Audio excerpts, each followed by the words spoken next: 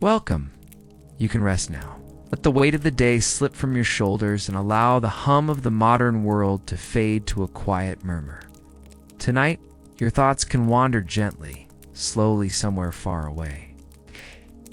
Not forward into tomorrow's to-do list, but back. Centuries back. Back to a world without screens or highways, without soft shoes or central heating. A world built of stone, soot, and silence. Of earth floors and aching hands.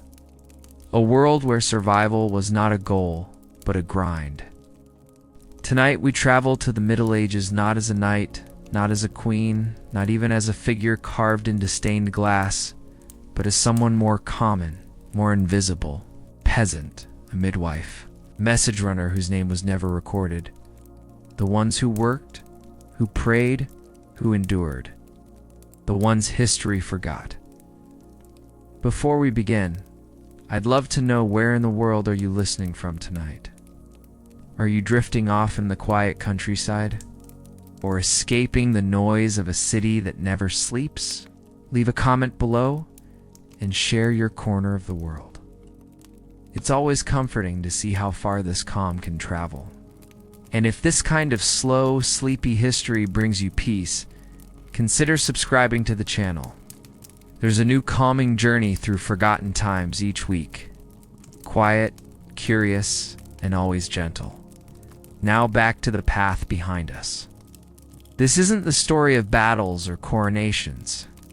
This is the story of straw beds and itchy tunics, of muddy paths and wooden spoons, of bread so hard it cracks between your teeth and hands so cold they never quite warm. You'll wake before dawn on a bed of hay crawling with fleas. We'll eat a meager breakfast beside a hearth that never seems to hold enough fire. You'll labor until your back aches, hauling, digging, mending, praying for weather that won't drown your crops or freeze your flock. And yet, through all this discomfort, there's a kind of rhythm. A slow, persistent heartbeat in the background of it all. A cycle of dawns and dusks, of work and worship, of long winters and short-lived joys. Even suffering had structure. There was no escape, but there was endurance. The people of this time lived under a sky they didn't understand, among illnesses they couldn't cure, and in fear of powers they couldn't see. Superstition wove itself into every crack of daily life. Illness wasn't caused by germs, but by imbalance. Whether it was sent by saints or spirits, death came often, and explanations followed. Still, they lived. And not just the poor. In cold castles and drafty manor houses, the nobles kept their own strange rituals, dressing in stiff wool, feasting on meats too salted to taste, entertaining guests they didn't trust. Their rooms were larger, their beds softer, but they too lived under the weight of duty and politics, family lineage, and inherited burdens. Even surrounded by servants, they were not entirely free. So tonight, as you settle in warm, safe, and still let this world unfold around you, not with excitement, but with quiet curiosity. We'll begin with the daily aches of a peasant's life. Then we'll follow a man named Wat Tyler, who rose up from the mud to speak against injustice, if only for a moment. From there we'll step into smoky kitchens and silent gardens to explore medieval healing, where herbs and hope worked side by side. And finally, we'll walk through stone halls and candlelit chambers, where nobles ruled, hosted, and endured their own kind of hardship. You don't need to remember names or dates. Let them drift past, like the smoke curling from a low fire. Let each word soften the edges of your thoughts. Let each moment ease you further into rest. Because whether they lived in huts or halls, whether they worked with plows or quills, the people of the Middle Ages shared one thing in common. They endured. Day after day, season after season, they endured. And tonight, as their lives unfold slowly before you, you may find yourself not just learning about them, but resting with them. So close your eyes, take a slow breath, and let us begin. Imagine the kind of morning that doesn't begin with an alarm clock, but with cold creeping across your skin. There's no sunrise through double-paned glass, no heating system humming softly beneath the floor. Instead, the morning starts with your breath visible in the air, pale and misty, hanging for a moment above the scratchy wool blanket before dissolving into the chill. You're not in a bed? Not really. It's just a pile of straw, loosely bundled and flattened beneath your weight over time. It smells faintly of mold and animal hair. A wooden frame groans beneath you, more out of memory than support. You shift, feeling sharp edges of dried stems poke through the sheet, and you scratch again at the welts on your leg flea bites, probably. They're always worse in the colder months. There's no mattress, no pillow. If you're lucky, you've got a cloak to wrap around your shoulders, the same one you'll wear out in the fields later. You slept in your tuna quill, worn thin at the elbows, damp from last night's fog, and it smells like smoke, sweat, and the past few days. But there's no real need to change. This is the only set of clothes you have. Maybe one of two, if you're fortunate. You reach for your shoes. Leather, cracked, hardened. Slip them on without socks. Outside, the village is stirring. Its coughs echo from nearby huts. A chicken flaps awkwardly, disturbed by someone else's movement. The thatched roof above you doesn't block the sound, nor the damp. You're already aware of the dripping corner in the far end of the room. It soaked your mother's hymn last night. Again, there's no clock, no light switch, no pressing snooze. Time is measured by sky color and animal noise. You don't wake up when you want to. You wake up because the day demands it. The floor is packed dirt, cold underfoot. If you need to relieve yourself, there's a bucket or the field outside. There's no privacy. That concept doesn't really exist here. You share this room with your family, and maybe another. You sleep together because it's warmer that way. There's no glass in the windows, just wooden shutters. They don't quite seal. In winter, they let in the wind. In summer, they let in the flies. Sometimes both. A rough wool curtain, if you have one, hangs limp against the frame. It helps. A little. You stumble toward the hearth, hoping there's still a trace of yesterday's fire. Just enough to warm your fingers before heading out. A few embers glow dully in the ash. You blow gently, but the smoke rises before the flame does. Someone else will need to fetch more kindling. There's no kitchen, just a pot, a wooden ladle, some black bread from yesterday wrapped in cloth to keep the rats off. You tear off a piece. It's tough, coarse, and still a little damp from the air. You chew slowly, pressing your tongue against the grit and the crust. The bread was baked with barley or rye, maybe some dried peas, ground in whatever was on hand. There's always a trace of ash in it. From the oven, from the air, from the world itself, it seems. If you're lucky, there's a bit of ale. Weak and sour, but it helps wash it down. Water from the village well isn't always safe. Not that you think about safety. You just follow what works, what doesn't make you sick today. There's no time to linger. The animals need feeding. The field needs turning. You stretch your arms, still sore from yesterday, and your back responds with stiffness, not strength. You're not old, not yet. But your body feels older than your age. Most people don't live long enough to become truly elderly. If you reach 40, people nod with respect. If your teeth are mostly intact, you're fortunate. The first steps outside sting your face. The morning air is sharp, biting at your cheeks, curling your fingers into fists. Mud squelches under your feet. The path between homes is rutted and uneven. It never fully dries. In winter, it's frozen and cracked. In spring, it turns into something between soup and glue. You've slipped in it before. Everyone has. The village smells like smoke, damp wool, manure, and fire. It's not foul exactly, it's just constant. It clings to you, lives in your clothes, settles in your hair. After a while, you stop noticing. Your neighbors are already out stooped over, silent, bundled in whatever layers they can find. There's not much talking in the morning. Words feel heavy before the body is warmed. The chickens need to be let out. The goats checked. It's the oxen, if you're lucky enough to have them, coaxed from their shelter. The children scatter into their own chores. There's no school today. There's no school ever. What they need to know is what you show them. How to work, how to endure, how to do what's necessary, and nothing more. You sigh through your nose, staring out at the field. Rows you'll dig, seed you'll scatter, weeds you'll pull. Your hands already ache just thinking about it. You take another bite of your bread, now harder than before. You chew slowly. The sky is gray, but that's nothing new. This is morning. Every morning, the same pattern, the same chill. You'll work until dusk, eat what you can, sleep beside the fire, and do it all again. There are no holidays outside of church feast days, no weekends, no vacation, just a rhythm carved into your body like furrows in a field. But for now, there's bread in your hand. The fire is starting to catch. The day is young, whether you're ready or not. There's no menu, no sizzling sound of bacon, no butter melting into toast.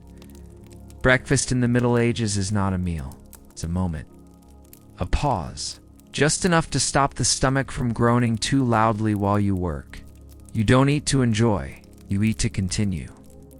By the time you settle beside the hearth, the sky is already a pale blue, and the air still carries a stubborn chill. The fire sputters along, having been coaxed to life from the thin breath of last night's embers. The pot that hangs above it is empty. There's no rich stew or porridge waiting, not this early, unless you're lucky or had leftovers. Most mornings, there's just bread. Hard, dark, coarse bread, made with rye or barley, whatever grain wasn't too expensive that week. Sometimes even peas or beans are ground in to stretch the flour further. The texture is dense, heavy in your hand, heavier in your gut. You hold it carefully, using both hands as if it might break, though really, it's too firm for that. It doesn't flake or crumble, it resists. You take a bite. It's dry and gritty. And there's always the chance of biting down on a small stone mixed in during milling on rough, unrefined grindstones. It happens often. Many people wear their teeth down early from years of chewing bread full of grit. By 30, many mouths are missing teeth or suffer from abscesses. But you chew anyway, slowly, jaw working without question. It's what there is. If the household is fortunate, there's ale. But not the kind you'd sip at a modern tavern. This ale is thin, weak, more water than grain. Brewed at home in small batches, it's often safer than the well water, which can run foul without notice, especially after heavy rains. The ale has a sharp, sour tang and leaves a faint bitterness on the tongue, but it warms your belly, just enough. The pot might be filled later, maybe with broth if a chicken has been stewed recently, or grulla, thin runny porridge made of oats or millet, boiled until the spoon stands upright in it. But not today. Today's just bread, maybe a sliver of cheese if one has been spared from the cellar, or a pickled onion. But those are rare, saved for midwinter, when vegetables are scarce and flavor is memory. Breakfast is eaten quietly. There's no tablecloth, there's no ceramic dishes, just wooden boards, bowls, and shared spoons. A cracked mug passed between hands. You sit on a stool, or maybe just the floor. One corner of the room might be swept, the rest straw, dust, suit stays where it is. Sweeping is for feast days. You eat in your work clothes. The same tunic as yesterday.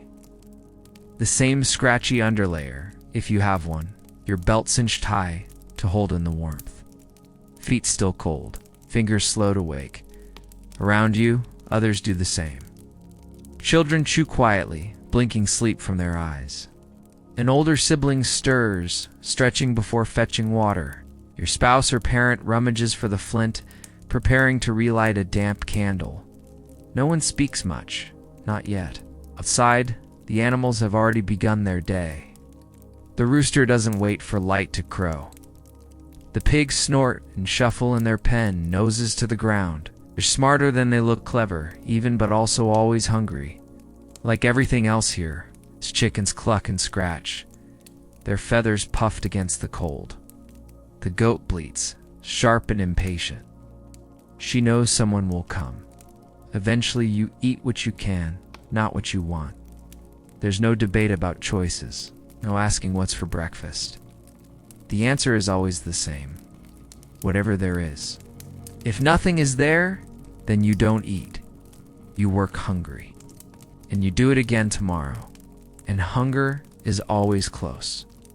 Even in good years, famine never feels far away. A bad harvest. It's too much rain, not enough sun, a sick ox, a rotted grain store. Any one of these could tip a village into crisis. Malnutrition isn't a rare affliction. It's a quiet presence in every household. It shows up in children's bowed legs, in the slow healing of wounds, in the eyes of someone who sleeps too often, too early. When food does appear in abundance during festivals, after slaughter, at weddings, it feels miraculous. But even then, you don't eat too much. Not because of manners, but because your stomach isn't used to it.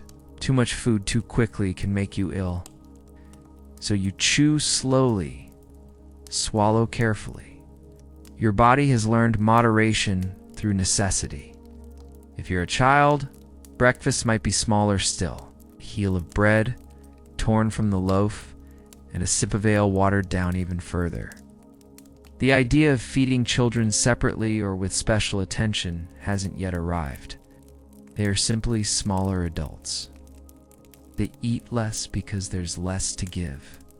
If you're ill, there's no special meal, no soft toast or tea. Just whatever's available, usually the same as always. If you can't eat, you go without. Maybe someone will bring you broth if time and ingredients allow. But most people work through illness. There's little choice. Rest is a luxury, and recovery is not guaranteed. Still, in these early hours, there's something comforting in the sameness of it all. The bread might be coarse, but it's familiar. The ale might be bitter, but it's reliable. You eat not for pleasure, but to keep going. In that act mundane, repetitive, unsentimental, there is a kind of survival. Quiet, steady, uncelebrated but real. When the bread is gone and the mug is empty, you wipe your hands on your tunic, stand slowly, and stretch the stiffness from your back. Outside, the day awaits wet or dry, cold or colder. And inside, the hearth crackles softly behind you, a reminder that for now, you are fed, and that is enough. The work begins long before your body is ready, muscles stiff from sleep, fingers cold and slow. But there is no such thing as waiting until you're fully awake.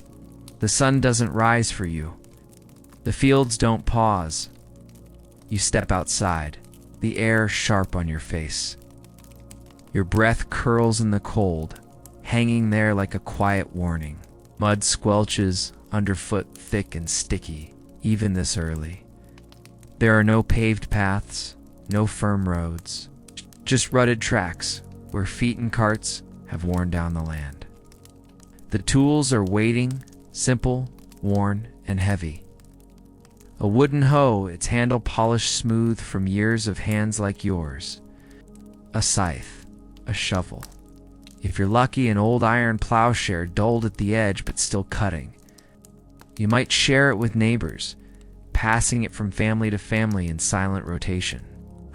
Nothing belongs to just one person for long. You start in the fields where the soil never forgets the season. In spring, it's clumped and wet, sticking to your shoes and dragging at your steps. You dig rows with aching arms, turning earth that feels more like clay. Your back bends forward again and again in a rhythm that is older than memory. There's no variety, no creativity, just the steady repetition of survival. In summer, the work changes, but not the weight of it. You harvest by hand, wheat and barley, cut stalk by stalk, bundled with twine, and carried on your back. The sun beats down not gently, but relentlessly. Sweat runs into your eyes, mixing with dust, making your vision blur. You wipe it away with a sleeve already stiff from grime. Air hums with insects, and the ground radiates heat. But still, you move. Still you carry? If you're not in the fields, you might be in a workshop. The workshop is a generous word. Perhaps you're a thatcher, or a cobbler, or a blacksmith's apprentice. Your world is one of smoke and sweat, soot and splinters. Hammers strike iron over and over. Leather is soaked, stretched, stitched. Baskets are woven. Cloth is dyed with bitter herbs or earth-toned pigments. Every task is physical. There are no shortcuts, no automation. You are the machine. It's your hands, your back, your breath. Children work beside you because they must. There is no school, no gentle years of learning. They carry buckets, fetch tools, drive geese from the grain. By 7 or 8, they already understand the rhythm of labor. Calluses come early. There are no breaks, not in the way you might imagine them. You might pause briefly to drink from a shared jug, wiping the rim on your sleeve. You might eat a crust of bread while standing, watching the oxen chew at their yokes. But the work calls again, as steady as a bell toll. Lunch is often no different than breakfast, perhaps a bit of onion, or if you're lucky, a piece of dried fish or cold porridge, eaten quickly with your hands, wherever you are. The work doesn't reward, it simply expects. The reward is that you're not hungry tonight, that you don't fall behind. Your Lord doesn't notice anything missing, because this land isn't yours. Most likely you till it for someone else. A noble, monastery, a manor. You owe them a portion of the grain you harvest, the animals you raise, the eggs your hens lay. Sometimes a day's labor each week is expected, given freely to their fields instead of your own. It is called unpaid labor in exchange for the right to exist where you do. You don't argue, no one does. In autumn, you reap what you can. What the weather didn't ruin, what the birds didn't steal, what disease didn't spoil. And in winter, the work changes again. Doesn't stop. It never does. Wood must be chopped, animals fed, tools repaired, paths cleared. Even rest is work here. The body bends, stoops, lifts, pulls. It knows only motion. Stillness is not peace, is risk. You stretch your arms behind your back during a rare pause and feel a sharp ache that never fully goes away. You rub your knees, cracked and dirty, knowing the chill will stiffen them by nightfall. You press your hands into the small of your back, already sore by midday. Sometimes you look up, and the sky is there as it always is, gray or blue or golden, but never changing your task. You nod to a neighbor in passing, maybe exchange a quiet word. There's no time for long conversation. The field doesn't care how you feel. There's no such thing as a dream job. It's just jobs that hurt in different ways. Some days you wonder what it might feel like to do nothing, to sleep until the light rises high, to sit without guilt. But you shake the thought loose, like straw from your sleeve. There is no room for wondering here, so you keep moving. You dig, carry, you stitch, you sweep. You do the things that must be done, not for wealth, not for glory, but because they are necessary. And when your fingers crack, you wrap them.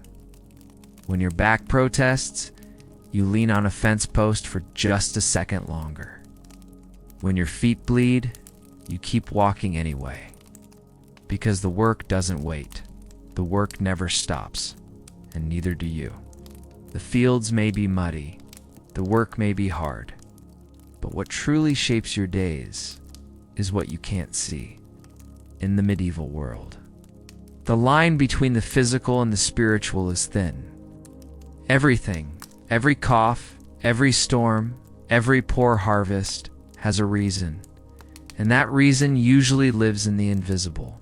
You don't have science, you have stories. You don't have forecasts, you have saints when something goes wrong. You don't ask what, you ask who. What spirit was offended? What holy day was missed? What small sin tipped the balance? The world is made of signs. You notice them constantly. A bird lands on the roof. It's a warning. A dog howls before sunrise. Something bad is coming. You spill salt on the table. You pinch some up and toss it over your shoulder just to be safe. And no one told you why.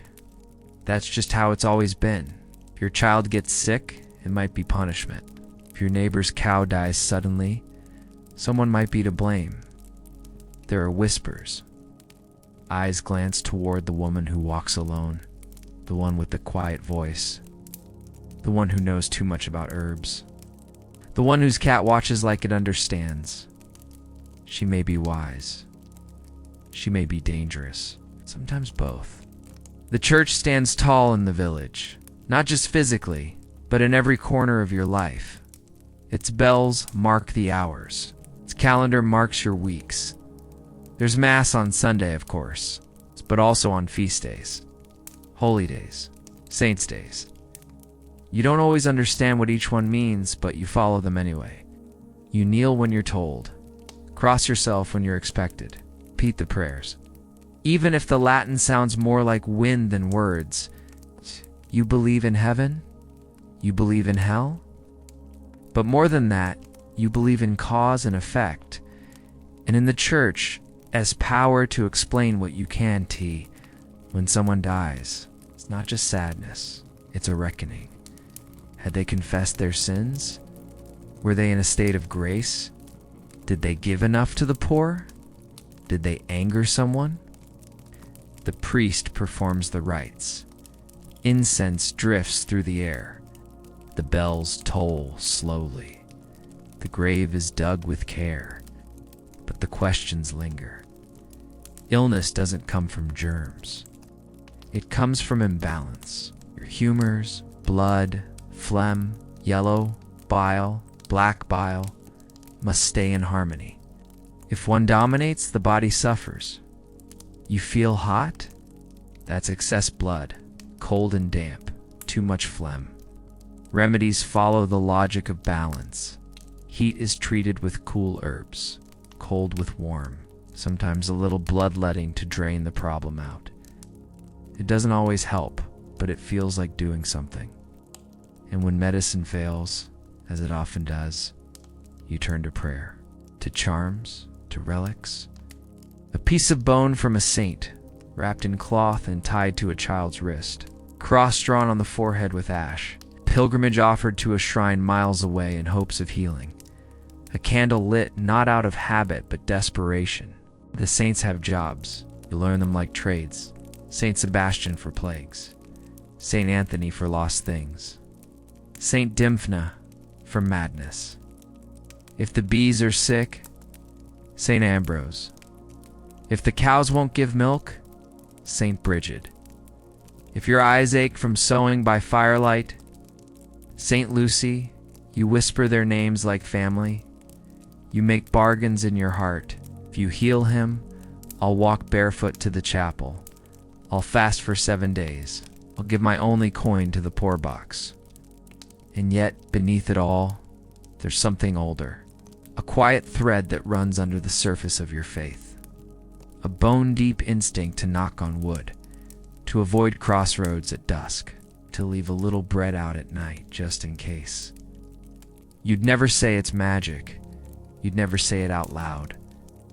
But it lives in you anyway, the way you spit over your left shoulder when someone speaks of death, in the way you step over the threshold with your right foot first, In the way you glance behind you when a candle flickers unprovoked. The world is filled with powers.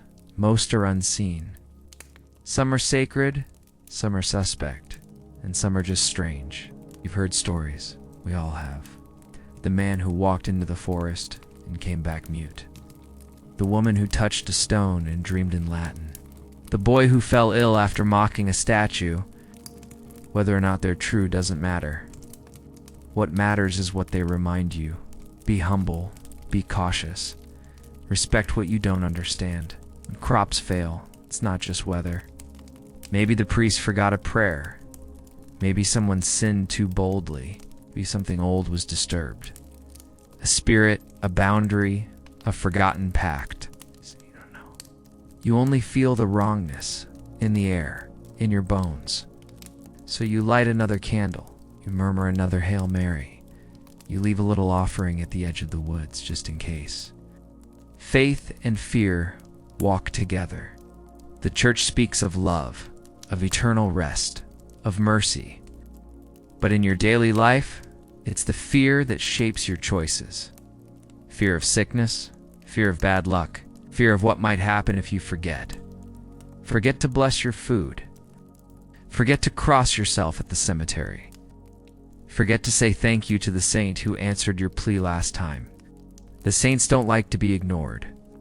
But there is comfort too, in the rituals, in the rhythm, knowing what to do when the world doesn't make sense. There is safety in the lighting of a candle, in the echo of a bell, in the act of kneeling, even when the ground is cold. This isn't superstition to you. This is how the world works. And for now, you're still here, still breathing, still working, still hoping that the saints are listening. The day ends slowly, not with a clock, not with a whistle. No. Just a dimming of the sky, a softening of footsteps, and a kind of heaviness that settles into your bones before the sun is fully gone. Evening in the Middle Ages doesn't come with peace, it comes with fatigue. The fields fall quiet one by one. The animals retreat to their pens, twitching and murmuring in the cooling air. Chickens huddle together on rough wooden roosts. Goats bleat once or twice, then grow still. Lead the oxen back to shelter, their bodies swaying with the same tired rhythm you feel in your own. The door creaks closed. A wooden latch clicks into place. It won't stop a thief, but it keeps the wind out. Mostly inside your home, the hearth is lit again, or trying to be. The firewood is damp from the rain 2 days ago, and the smoke curls sideways before it rises. You wave a cloth at it, coughing softly, blinking the sting from your eyes. There's no chimney, just a hole in the roof. Some of the smoke finds it, some doesn't. The room smells like the day. Smoke, sweat, wool, and soil. The same scents clinging to every tunic, every hand, every corner of the room, and you stop noticing after a while. It becomes part of the background, like breath, or hunger, or mud. Dinner is modest. Whatever was left from yesterday's stew, reheated with a splash of water and a handful of lentils, if there are any. A chunk of bread, torn in silence. Maybe a slice of turnip. Yes. There's no talk of preference. No discussion of flavor, just warmth. Enough to fill the belly, or close to it. You eat with others, but not always with conversation. There's a kind of comfort in shared silence. Clink of spoons and bowls. The sound of chewing. The gentle creak of a stool beneath a shifting weight. Words are few by now, as the body is said enough through labor. Candles are a luxury. You might have won a stub set into a lump of clay, flickering with a thin, unreliable flame. Most light comes from the fire or the red glow left behind in its embers. You don't read? It's not because you wouldn't, but because you can't. Books, if they exist in your world, belong to priests or lords, not to you. Still, you might listen. Someone hums a tune. One tells a story they heard once, of a knight with golden armor, or a saint who walked on water, or a fox that outwitted a priest. You don't know if the tales are true. That's not really the point. Stories pass the time, fill the space, soften the edges of another long day. Clothing's not changed. You wear what you wore to work. If you're lucky, you might remove your shoes, rub your feet, cracked and sore, pressed your palms into your knees, still aching from stooping. There's no bath, no basin. Maybe a cloth dampened with cold water wiped over your face, behind your ears. The rest waits for rain or festival days. You might check your hands, blisters from the hoe, a splinter from the cartwheel, scrape where the barn door caught your knuckle. Nothing serious, you hope. You rub in a little salve if any remains from last autumn's herbs, or a smear of goose fat, or a whispered prayer. The children lie down first, curled on straw mats or old pelts. No bedrooms, no privacy, just space, shared and filled. A family shaped into a circle by necessity. The youngest rests between parents for warmth. Others line the wall, curled against one another like spoons in a drawer. Someone snores, someone shifts and mumbles. You smile faintly and cover them with a second layer of wool. For sleep you kneel, even if your knees protest. Even if your thoughts are jumbled and tired. You say the words you've said every night. Our Father, Hail Mary. Bless us, protect us. Keep the devil away from our dreams. You don't know Latin, but the rhythm still feels holy. The saints are listening, you hope. There's no lock on the door, just a bar. It rattles in the wind. Sometimes you imagine footsteps outside, or wolves, or worse. You say another prayer, just to be sure. You lie down beside the others. The straw crunches. The blanket is rough. Someone shifts and pulls it toward their side. You say nothing? You're too tired to argue over comfort? The fire has faded. Only a dull orange glow remains, casting slow-moving shadows across the ceiling. You watch them for a while, until your eyelids grow heavy. And yet, even in rest, your mind does not fully let go. You think of the work tomorrow, of the weather, the cough that hasn't gone away, the bread that might not last the week's end, of the tax collector, of the priest's warning in Sunday's sermon, of your neighbor's sick goat, of the dreams you sometimes have, of fields that aren't muddy, of shoes without holes, of mornings without cold. But those thoughts float, now. Further away with each breath, you adjust your position, pull the cloak higher around your neck. The straw crackles softly beneath you. The air is colder now, but your body is finally still. The ache has settled into something like sleepiness. The silence, such as it is, becomes a blanket of its own. And slowly, gently, the day slips from your shoulders. You don't dream of glory, you dream of rest. And for now, that's enough. The air had changed, not just in scent or season, but in weight. The Black Death had passed, but it left more than graves behind. It left gaps, empty chairs at every hearth, fields that lay unplowed, tools rusting beside the doors of homes with no one left to use them.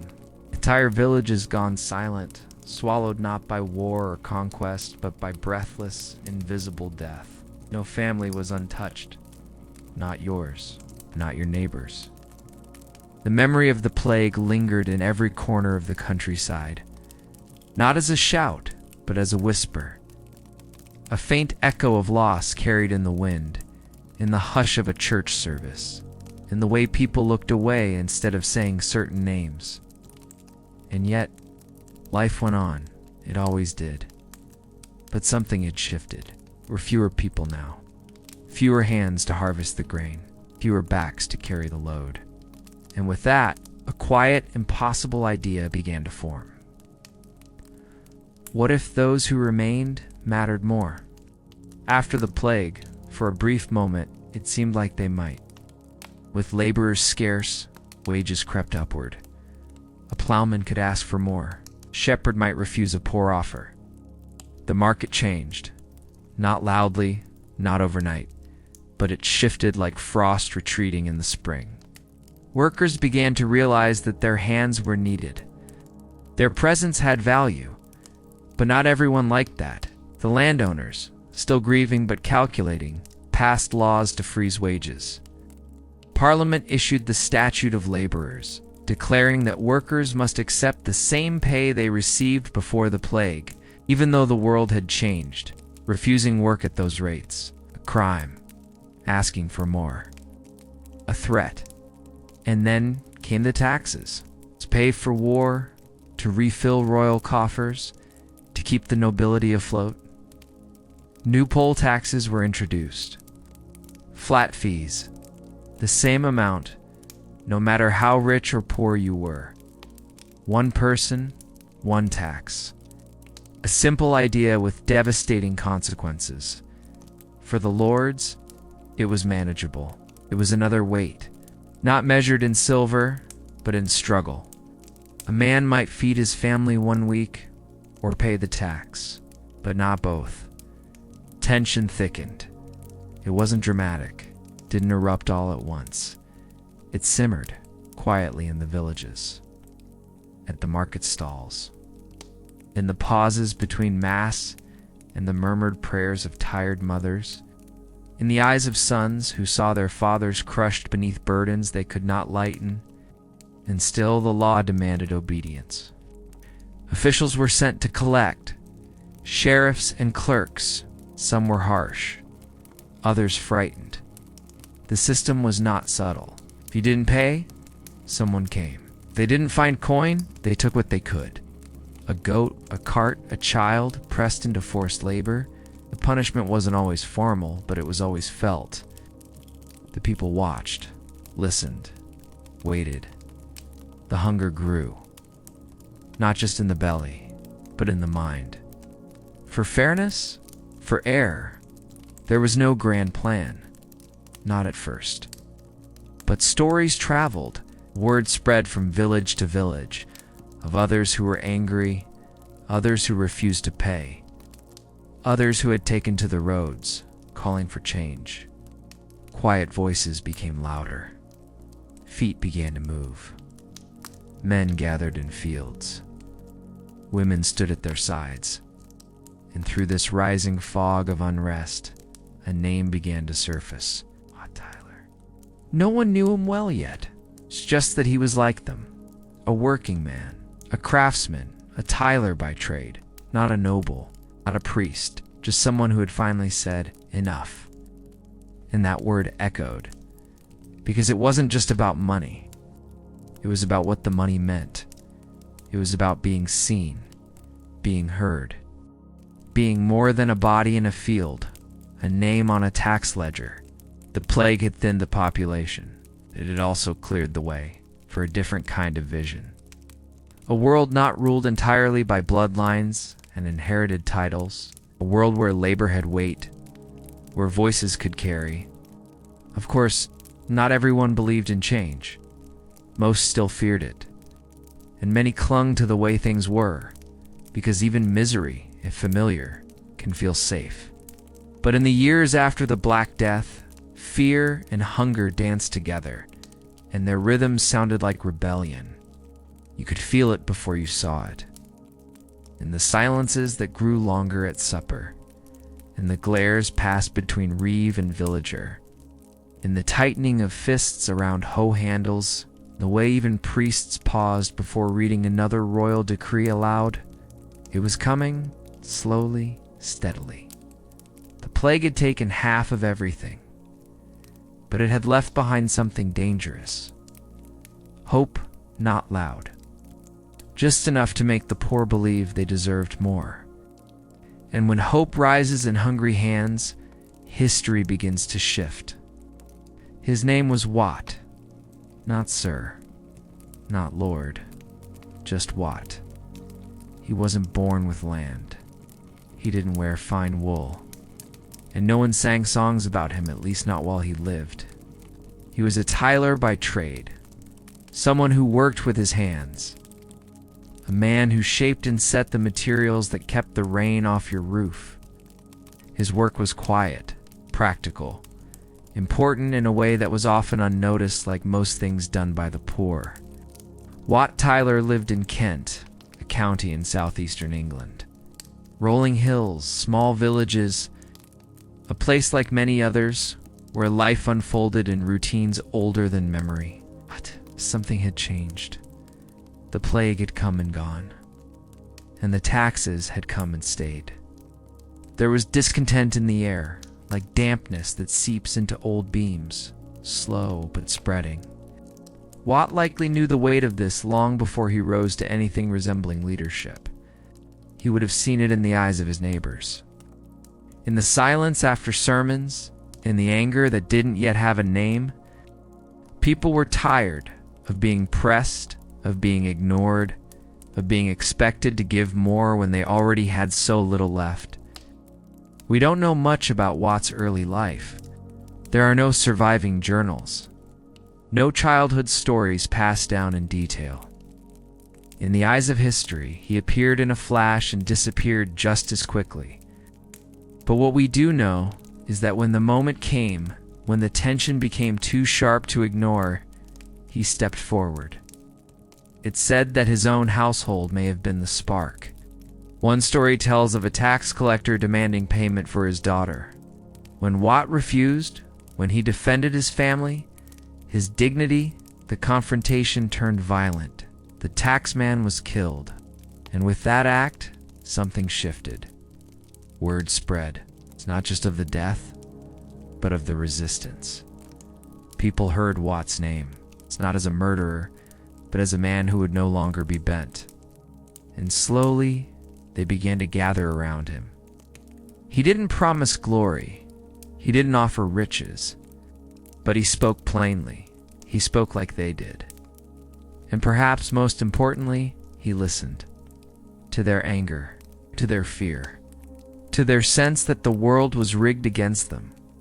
Wat Tyler wasn't a knight on horseback.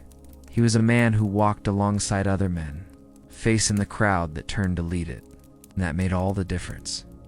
In 1381, the uprising began in earnest. Protesters from Kent, Essex, and beyond began to move. Not in scattered mobs, but in groups. Organized, deliberate, determined. They marched toward London, toward the center of royal power. And Wat Tyler became the voice at the front. It's easy to imagine that kind of momentum as loud and chaotic. But in truth, it was more measured than many expected. Wat enforced discipline.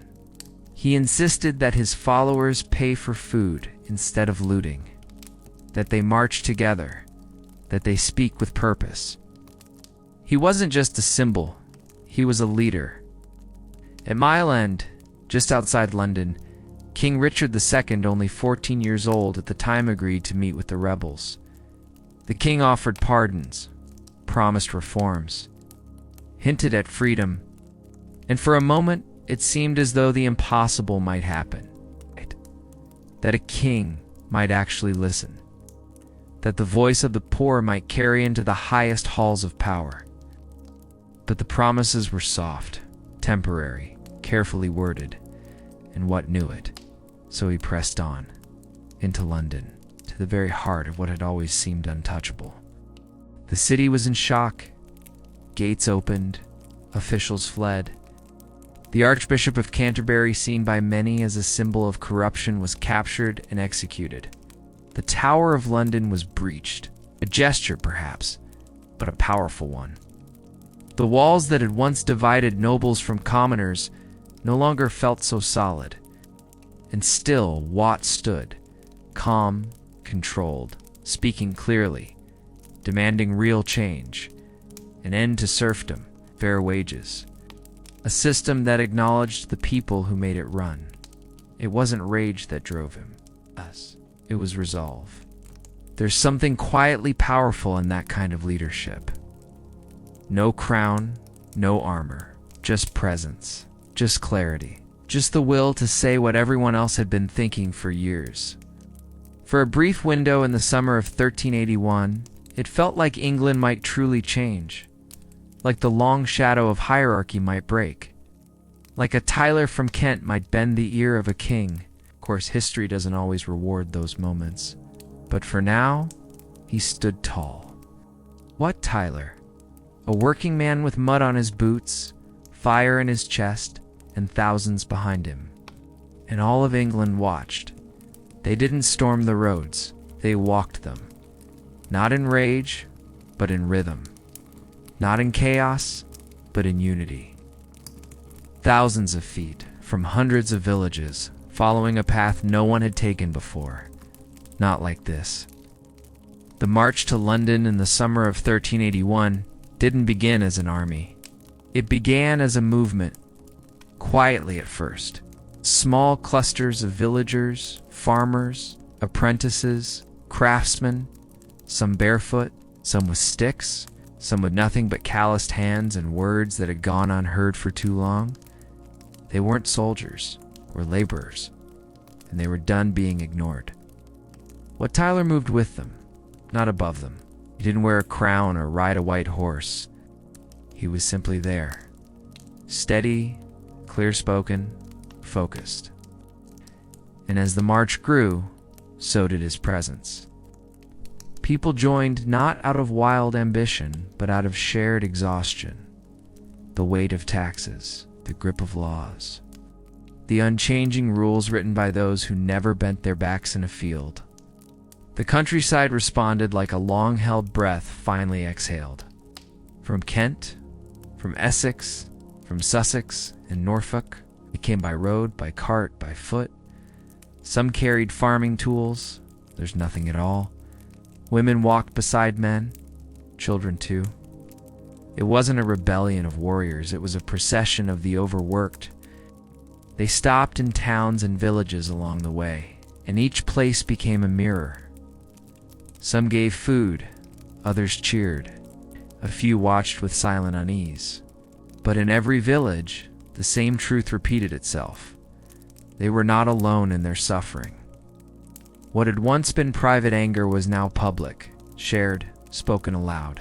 Along the way, manners were entered, documents were burned, tax records, rolls of obligation, fed to flames. These were not acts of random violence, but symbolic ones. Deeds and lists that bound peasants to land and labor were reduced to ash. With every fire, a small part of the old world was erased. And then they reached the edge of London. The capital did not greet them with swords. It stood uncertain, confused. The king's court was caught off guard. City gates, once closed to those of lower class, opened. Guards hesitated. Officials whispered. This was not a foreign army. This was England, or at least the part of England that had never been invited inside the walls. They poured into the city not with banners, but with breathless steps. Streets filled with men who had never seen stone buildings so tall, never walked roads paved with anything but dirt. But they weren't here to marvel. They were here to speak, to ask, to be heard. Some targets were clear. The Archbishop of Canterbury, Simon Sudbury, known for his role in the hated poll tax, was seized and executed. Other royal officials met similar ends. The Tower of London, once thought untouchable, was breached. It wasn't looted, not wildly. But its gates were opened by men who had spent their lives locked out of power. Yet even in this moment of uprising, there was order. Wat Tyler made it so. He insisted his followers remain disciplined. He forbade looting, demanded they pay for ale, kept them from burning the homes of common citizens. This was not meant to be a riot. It was meant to be a reckoning. The king, Richard II, just a teenager, agreed to meet. It was strange seeing such power bow before the pressure of so many plain-clothed men. The king stood on a barge on the Thames. The rebels, thousands of them, lined the riverbank. They watched, they listened. They waited for words that mattered. And words came. Promises, pardons, hints at reform. Richard spoke of freedom, the end of serfdom, perhaps. The idea that people might work for themselves, keep their wages, live without chains to landowners and lords. It sounded like change, and for a moment it felt real. Some began to turn back, believing they'd won. Others remained, wary, cautious, unconvinced. Tyler himself stayed. He knew words were wind. He wanted action. A second meeting was arranged, closer, face to face. Wat would speak directly to the king. But for now, in those quiet hours in London, the march was complete, not because the journey had ended, but because the message had arrived. The unheard were now in the streets of power. The forgotten had become impossible to ignore. There were no grand speeches, no trumpets, just tired feet standing firm. For a brief, strange day in June of 1381, the city held its breath, and the poor held their ground. The morning was bright, but the air felt heavy, not with rain, with waiting. June 15th, 1381, a field in Smithfield, just outside London's city walls. Open ground, no banners, no battlements, just space. Flat and exposed, where something irreversible was about to unfold.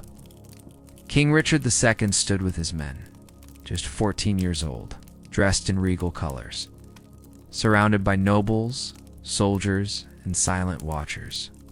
He had already met the rebels once, offered them promises, watched some of them leave satisfied. But Wat Tyler had remained. He was not interested in vague kindness, wanted confirmation, clarity, and he wanted it in person. Wat arrived calmly, not like a traitor or a man afraid.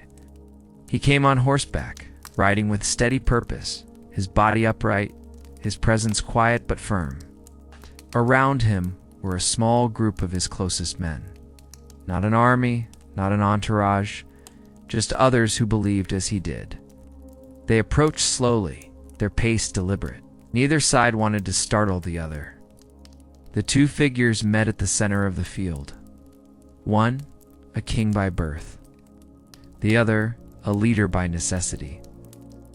There are different versions of what happened next, the details blurred by politics, by time, by fear. But in all of them, the tone is the same, tense, cautious, surreal. The ruler of England speaking with a man who had, just days earlier, led a march of thousands into the heart of his capital. Wat Tyler dismounted. That much is certain, greeted the king respectfully, perhaps even humbly, calling him Sir King. He laid out his demands, not with fury, but with clarity. Freedom for all men. An end to serfdom, fair rents, equal justice. The dismantling of the old order, not chaos, not vengeance, just change. Some say he handed Richard a list. Others say he spoke plainly, voice level, eyes steady. In one account, he asked for water, and it was brought to him. He drank slowly, wiped his mouth, and returned to the discussion. The king listened, or at least appeared to. But the men around him, nobles, knights, and guards, did not share his patience. Something happened then. A word, a movement, a misunderstanding, maybe a deliberate provocation. Wat may have reached toward his belt for a dagger, or perhaps just to adjust his clothing. Someone shouted. A royal official, possibly the Lord Mayor of London, stepped forward and struck Wat with a blade. The blow was sharp, sudden. Some say it hit his neck, others say it struck his face. Blood followed either way. Wat staggered, tried to retreat. His horse was brought. He climbed back on, weak now, body swaying, but the damage was done. As he attempted to ride away, royal soldiers followed. What should have been a negotiation became a betrayal. Wat Tyler, the man who had led thousands, who had spoken to the king not with fear but with principle, was struck again. and this time he did not rise. He was dragged away, wounded, perhaps still breathing, taken to the hospital of St. Bartholomew nearby. But there would be no healing, no second meeting. Shortly after, he was executed, beheaded, quietly, efficiently. Back in the field, confusion rippled. The rebel leaders were uncertain. The king's party tensed. The air grew still. Could have turned violent. The king, still just a boy, stepped forward. He called out to the crowd of peasants who had gathered at a distance. "I am your captain and your king," he told them. "Follow me." And somehow, they did. Wat Tyler was gone. Their leader silenced. And with that, the tide began to turn. Without Wat's voice, without his control, without his calm presence, the movement softened. Some returned home, others waited, and were later arrested. The moment, the chance for lasting change, faded like smoke from a snuffed candle. What had begun with such fire ended with a quiet cut. There was no grand final battle, just a field, a boy king, a man lying still in the grass, and a dream, suddenly farther away than it had felt only moments before. It ended not with fire, but with silence. The crowd in Smithfield had scattered. Some walked away with heads down, unsure whether they'd just witnessed the end of a rebellion or the beginning of something worse. Others stayed, waiting for a word from someone, anyone, to tell them what to do now. But no word came. Wat Tyler was gone. And with him, the thread holding the movement together had been quietly cut. The king had promised much in those early meetings. Freedom, forgiveness, reform. And for a moment, the people believed him. They packed their things. They began the long walk home. Tired, but hopeful. Maybe something had shifted. Maybe the pain of speaking out had not been in vain. But within days, the promises vanished like mist at sunrise. Royal decrees were reversed. The promises made in the heat of protest were deemed invalid. Made under duress, said the crown. Parliament reconvened in what could have been a turning point. Simply turned back. The hammer didn't fall all at once. It came slowly, steadily, quietly. Those who had followed Wat Tyler were not hunted with swords, but with scrolls and ink. Names were written down. Accusations whispered in village squares. A knock on a cottage door became something to fear. Not because of a raid, because of a question. Were you in London? Some were fined, others imprisoned.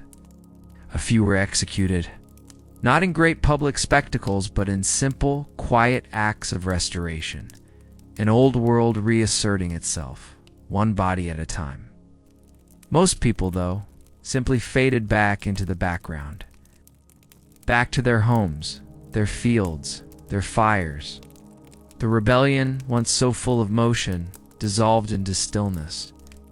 A memory that could not be spoken of too loudly, but also could not be entirely erased. The nobles tightened their grip, not brutally, but methodically. Rents were not lowered, serfdom was not abolished. But something had changed, not in law, but in awareness. The ruling class had seen what it looked like when the laborers of England stood together, and they did not forget it. Neither did the people. In the years that followed, small shifts began to ripple through society. Serfdom, while never formally ended by the revolt, began to erode over time. The Black Death had made labor valuable, and no amount of punishment could completely reverse that. Slowly, wages rose. Villagers moved more freely. The land began, ever so gradually, to open up. But not because the lords gave in, because the world changed beneath their feet. And Wat Tyler? He was never given a monument, no statue, no feast day. His name was avoided in royal histories. But in villages, in whispered stories, he remained. A man who dared to speak, who led not from a throne, but from the earth. His grave was never marked, but his echo lingered. Even now, centuries later, his name still stirs something quiet in the corners of English memory. Not loud, not angry, just firm. A reminder that for one strange summer, a Tyler from Kent stood in front of a king. And for a moment, the king listened. And that matters, because not all victories wear crowns. Some are simply remembered. Long before the microscope, before the diagnosis, before the prescription, there was theory. Gentle, mysterious, rooted in observation, and deeply wrong, but strangely comforting. A song played by 4 invisible instruments, each with its own rhythm, mood, and season. The Middle Ages, the body was not a machine. It was a balance, harmony. These were the 4 humors: blood, yellow, bile, black bile, and phlegm. Not just in your veins, but in your very nature, your personality, your fate.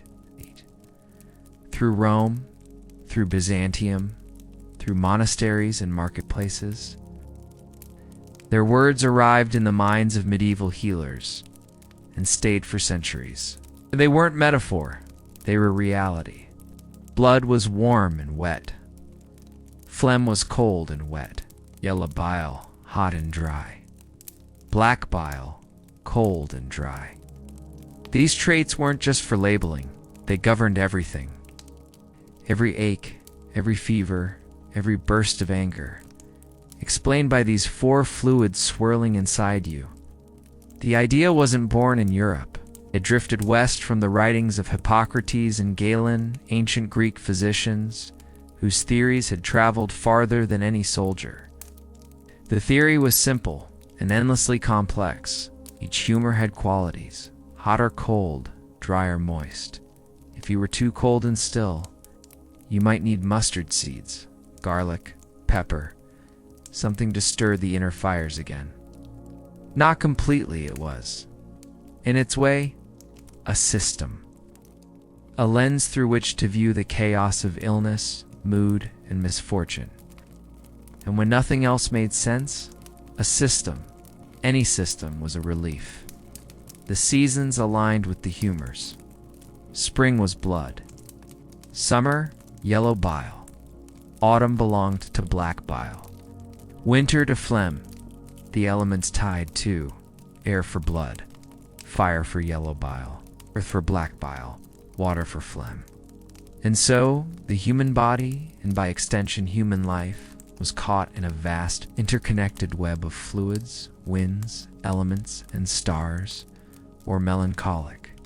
Phlegm brought calmness and lethargy. Yellow bile gave you drive, but also made you angry. You weren't just sick. You were imbalanced.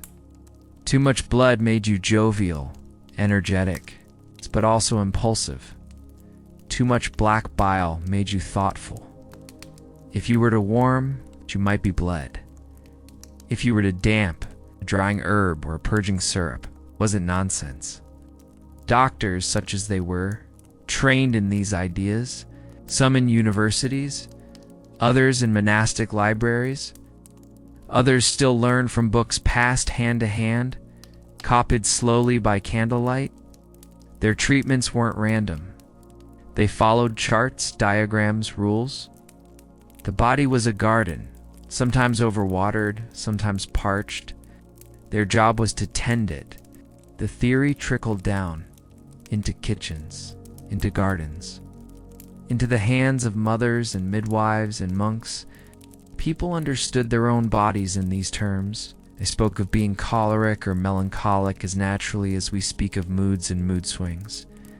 They might prescribe bleeding with a knife or with leeches to drain the excess blood. A warm compress for phlegm is a bitter tonic to cut through black bile. They'd examine your urine, study your stool, sniff your breath, and ponder your pulse. each clue pointing to a humor out of place. Even dreams were diagnostic. Nightmares of fire. Too much heat in the liver? Dreams of drowning. Phlegm pressing too hard on the brain. Nothing, it seemed, was outside the system. And it wasn't just doctors. In a world where diseases came in waves, where plagues arrived without warning, where death often made no sense, the doctrine of humors gave shape to the shapeless, gave names to fear, gave tools, however crude, to fight the unknown. Even as medicine became less mystical and more mechanical, the humors held on. It's not just because they were old, but because they were human, personal, understandable. Food, too, was part of the balance. Cabbage was cold and dry, chicken warm and moist. Wine was hot, lettuce cooling. Everything you ate either calmed or inflamed a humor, whether you knew it or not. A meal wasn't just a meal, it was a prescription. It's a choice that shifted the inner scale. It went beyond food, beyond illness, into the very structure of the self. A merchant might be said to be bold, full of yellow bile, a poet too full of black bile, a soldier, hot-blooded, a nun, pale with phlegm. Every role, every behavior, every flaw, rooted in the fluids no one had ever seen, but everyone believed in. And it brought order, a sense of understanding. When a child grew ill, or a man grew violent, or a woman became withdrawn, it wasn't randomness. It was imbalance. Something could be done. A bath, a poultice, a prayer, a bleeding. You were not helpless, not entirely.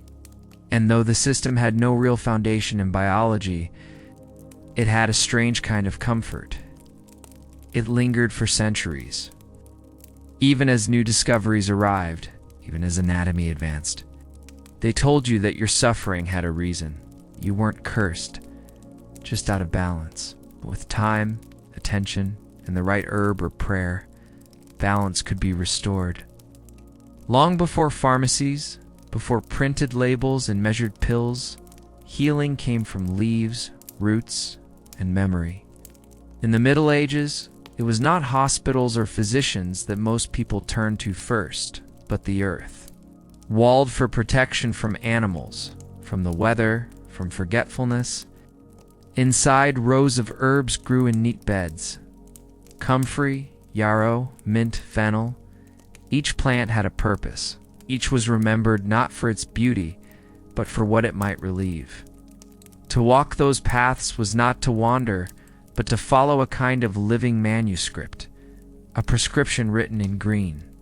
And often, it was the monastery garden that served as the center of quiet care. A tea brewed not because it would save a life, but because it might bring comfort to the final hours. And that mattered. Illness was everywhere, and prayer, while powerful, was often paired with something more tangible, and gardens of their own. Between them, knowledge circulated like wind, quiet, persistent, and shaped by experience. There were rules. Herbal remedies had temperaments, just like people. Some plants were cooling, some were drying, some were said to draw out evil humors. Not all of it worked, but some of it did, enough to keep the memory going. So the monks studied, bent over candlelit parchment, fingers ink-stained, eyes tired. They copied the works of Galen, Dioscorides, Navisena, texts that had traveled from the ancient world into their careful hands. These texts became herbals, part instruction, part tradition, bound in leather, annotated over generations, and filled with delicate illustrations of plants, drawn with care, with reverence. These gardens weren't large, but they were sacred. Wormwood to expel worms, lavender to ease the mind into sleep. Every plant had its place, its season, its temperature. Some were harvested only at dawn, some only under a full moon, Some required silence. Others, a prayer. The monks who tended these plants were not always healers by training. They became them out of need. The entries were both simple and mysterious. A crushed plantain leaf for a bee sting. Chamomile flowers steeped for a restless stomach. Not all healing came from the cloister. Far beyond the monastery walls, in small villages and wooden homes, women also carried this knowledge, though not in books. Midwives, wise women, and herbalists kept remedies in their memories and pantries. A salve made with beeswax and calendula, a vinegar infused with thyme, a poultice made from onion and mustard seed applied to a swollen chest. Their methods were handed down from mother to daughter, neighbor to neighbor, not formally taught, but lived. These women knew that healing was not always about curing. Sometimes it was about warmth, about a hand on a forehead, a voice in the dark. Monasteries had stone walls and Latin texts. Village women had intuition, tradition. And not every herb was safe. Foxglove could strengthen a weak heart, or stop it altogether. Nightshade might ease pain, or cause hallucinations. Hemlock had a use and a reputation. The line between healing and harming was narrow and respected. A good healer didn't just know what to give, they knew how much, to whom, and when. Their uses sometimes recognizable, sometimes strange, but always carried with care. In times of plague, when physicians fled and cities emptied, it was these gardens and these memories that people turned to. Garlic hung above doorways, rue sewn into collars, vinegar washed over surfaces.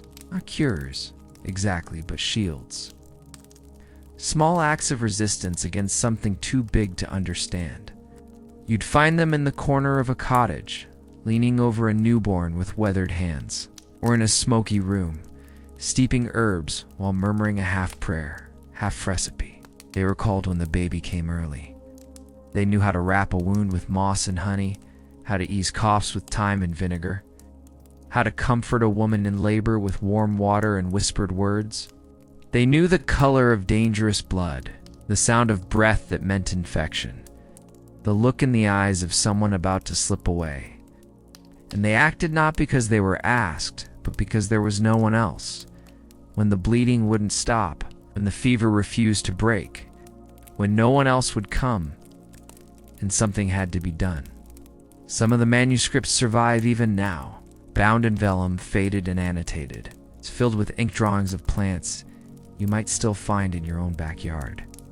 Herbal healing in the Middle Ages was not precise. It wasn't clinical, but it was grounded in observation, trial, repetition, and compassion. Carried in their voices, in their habits, in the way they moved around a room without needing to be told what had happened. Much of what they knew was passed down by memory from older women to younger ones. Through years of watching, helping, and simply being present. It was a kind of apprenticeship that started with fetching water and ended with guiding new life into the world or easing someone out of it. It was less about medicine as we know it, and more about the human need to do something in the face of suffering, to grind a root, to brew a tea, to hold hope in a cup. But in many medieval communities, it was the midwives and wise women who held the most trusted knowledge of the human body. They knew its rhythms, its cries, its quiet signs of distress. More importantly, they knew how to respond. It wasn't magic, but sometimes it felt close. They were not doctors, had no scrolls or seals. Most could not write their names. You wouldn't find them in grand halls or monasteries. Their wisdom wasn't written down, it was carried. Midwives were more than birth attendants. They were caretakers, confidants, comforters. They worked with what they had. Herbs dried in bundles from rafters, fat rendered into salves, ashes, vinegar, wool. They trusted their senses. The smell of illness, the feel of a swollen belly, the rhythm of pain. It's their knowledge respected, yet suspect. Too much skill, and people whispered. Too many remedies that worked when prayers failed, and questions were asked. Were they healing with herbs, or something darker? Were they simply wise, or something else? But when the roads flooded, or the child came too soon, or the pain hit in the middle of the night, it was the village woman people called. They tended to the spaces others overlooked, the emotional aches. The grief that lingers after a lost child, the fear of a sickness that won't be named aloud. No famous treatises, no statues in stone. Just a few names, scattered in trial records or folklore. Yet they were everywhere, in every village, every hamlet, every dusty road. The impact of what they did echoes softly even now. They stayed after others left, wrapped the dead, sat with the living, opened windows to let the soul pass through. They bore witness to every stage of life, birth, pain, change, death, and they did so without fanfare. Many turned to something in between, to the quiet, mystical space where faith and folklore met. In the Middle Ages, healing didn't come only from gardens or poultices. It came from words, from gestures, from things whispered into cloth and pressed to a fevered brow. Because knowledge, even without credentials, was still knowledge.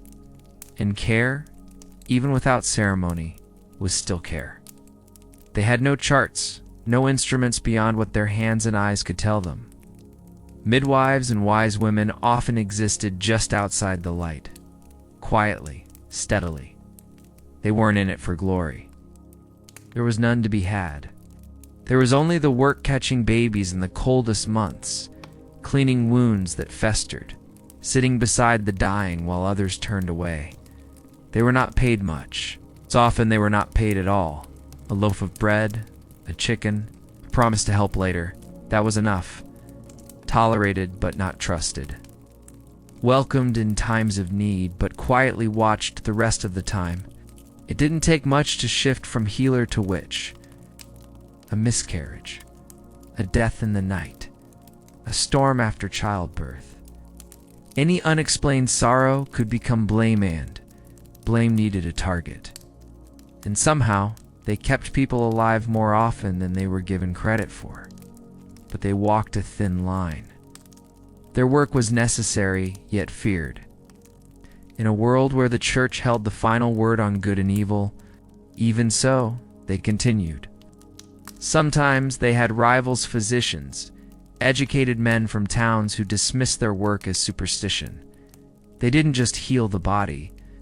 History has not remembered them in detail. Because care, when given with gentleness and consistency, tends to last even when the name of the one who gave it is forgotten.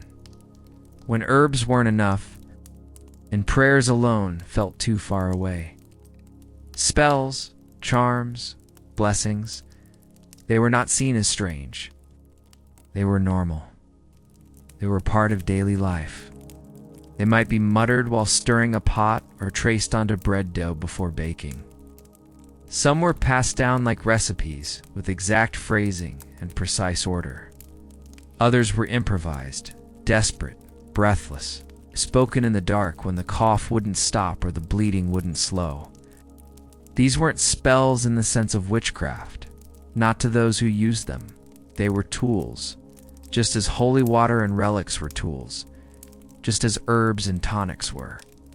A healing spell might begin with, in the name of the Father, the Son, a whispered phrase. By this sign, may the fever break. The air heavy with incense. Healing was not quick. It was not certain, but it was layered, physical, spiritual, symbolic. They dipped cloth into the water and tied it to nearby trees. Clootie trees they came to be called. As the cloth decayed, so too, it was hoped, with the illness. Not every healing was expected to be immediate. Sometimes the act was enough. The hope, the intention, the belief that something had been done. Some believed that the seventh son of a seventh son could cure illness with a glance, that a prayer spoken 3 times at dawn while facing east could draw out pain. The line between folk practice and forbidden ritual was thin, and it shifted. What was allowed in one village might be feared in the next. But the people didn't stop. They couldn't. They had no physicians, no medicine as we know it. What they had was faith, and the practices that made it feel real. That a charm sewn into the hem of a child's tunic might keep nightmares away. Saints were more than distant figures in stained glass. They were patrons, allies, intermediaries, each with their specialty, each with their moment to be called upon. For a toothache, Saint Apollonia; for plague, was often Saint Sebastian. Pierced with arrows in paintings, symbolizing the body under siege. For madness, Saint Dymphna. For sore eyes, Saint Lucy. You didn't need to understand the theology. You just needed to know who might listen.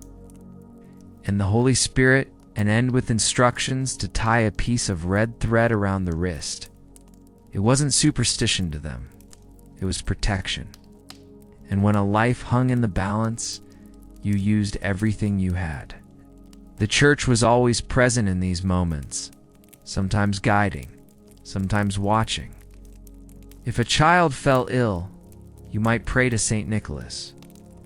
People wore small tokens, amulets, relics, pieces of cloth touched to a saint's shrine.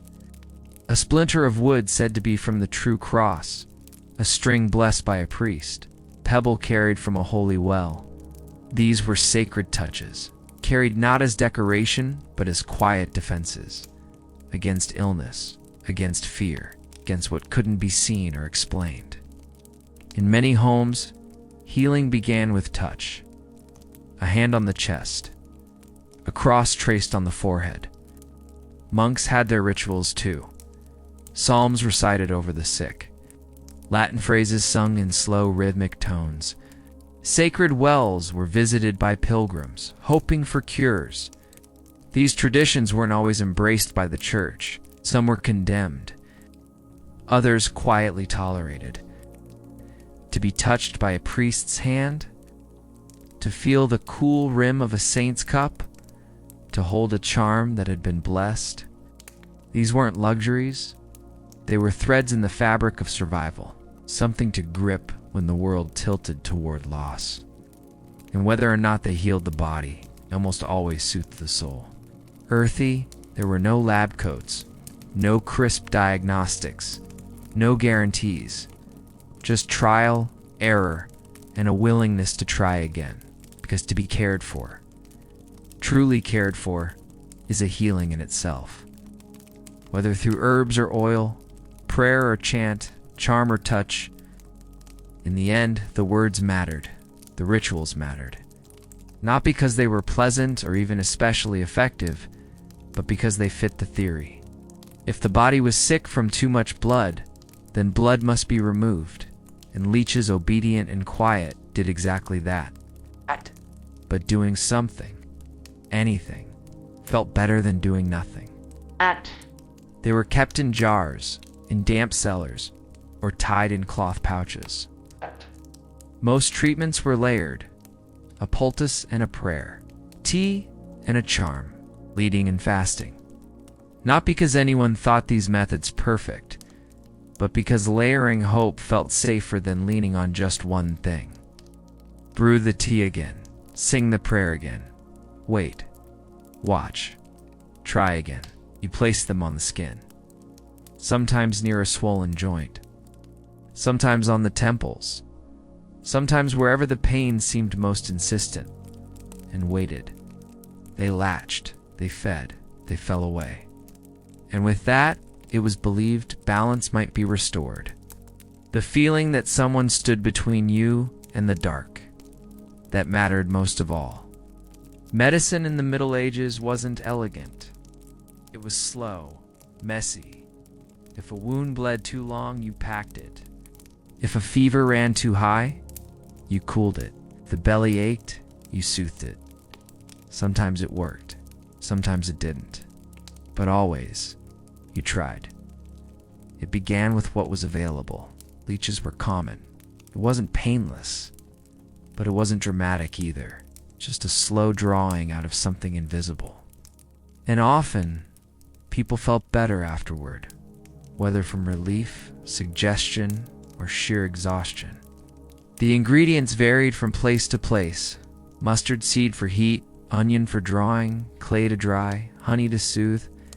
You wrapped the mixture in cloth, laid it gently on the skin, and hoped it pulled the illness out, or kept it from going deeper.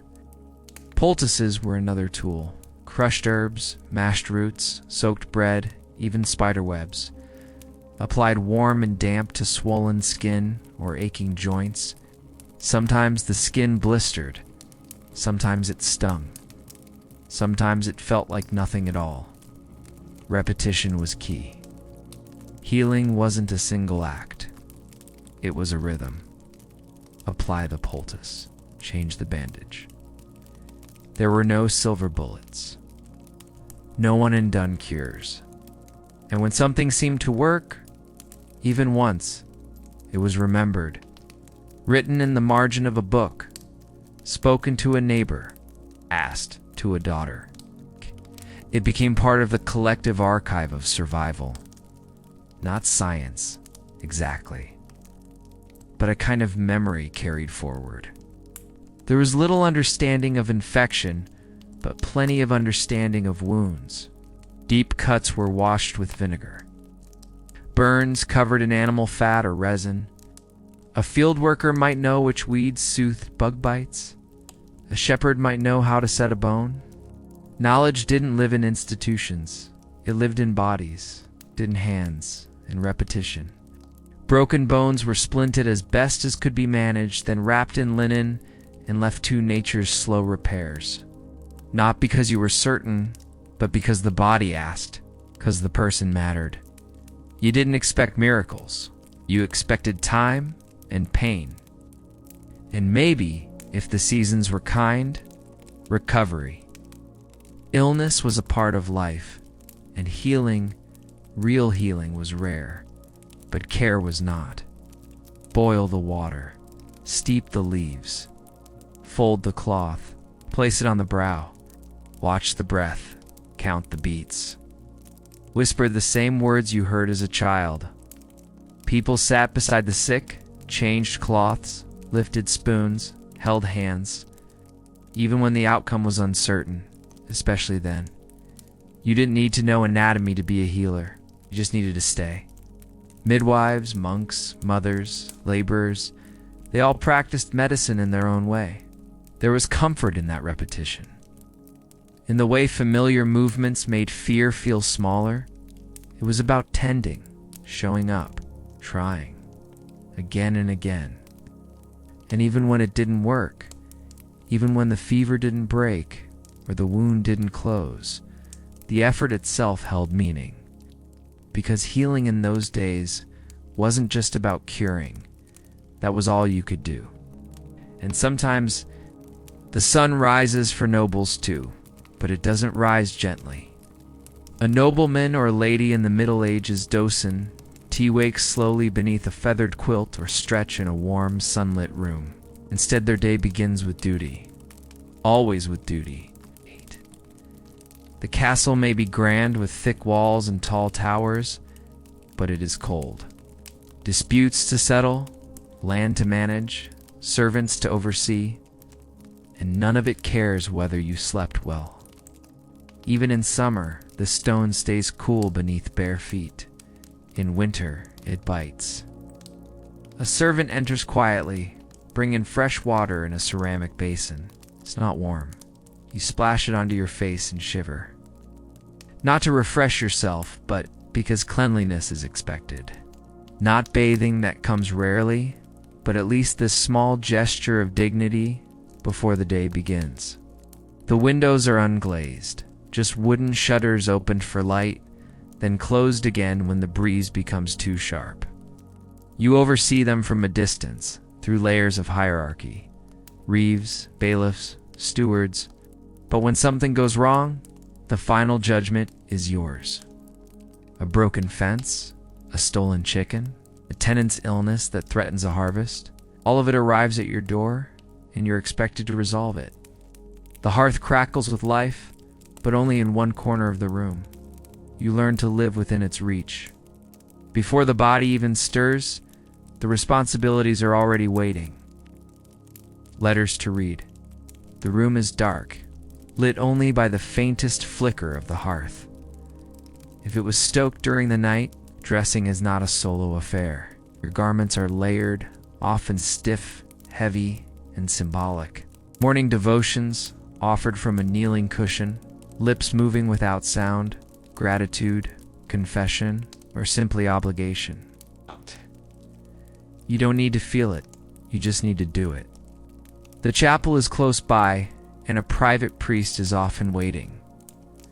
Religion is not just faith here, it's structure, clock that doesn't tick, but still keeps time. Linen undergarments, wool or silk tunics, hose, laces, belts, clasps. If you're high-ranking enough, there's embroidery. Not for style, but status. You do not dress yourself. That is the work of attendants, who know the order of layers, the placement of each piece, and how to tie knots in ways that you never had to learn. There's a prayer, or several. Nobility and religion are tightly bound. Breakfast comes, but it's not leisure. A piece of bread, some cheese, perhaps a soft-boiled egg. Sometimes wine, sometimes ale. It's eaten quickly with little conversation. Your steward stands by, already listing issues for the day. A boundary dispute between tenants, a request for firewood from the baker, an overdue debt from a lesser noble. These are not dramatic matters, but they are yours. The weight of managing land is not in grand gestures, but in hundreds of small, tedious decisions. Your hall is cold. Even with tapestries on the walls, the wind finds its way in. Outside, your estate moves without rest. Workers tend the fields, muck the stables, mend tools. You are not free. You are responsible. And the difference is felt every hour. Marriage is not comfort. It is politics, a joining of names, of land, of debts. A lute played in the solar, a scent of lavender pressed into linen. Small, fleeting things. They don't erase the burden, but they soften it briefly. If you are lucky, you are kind to each other. If not, you are simply civil.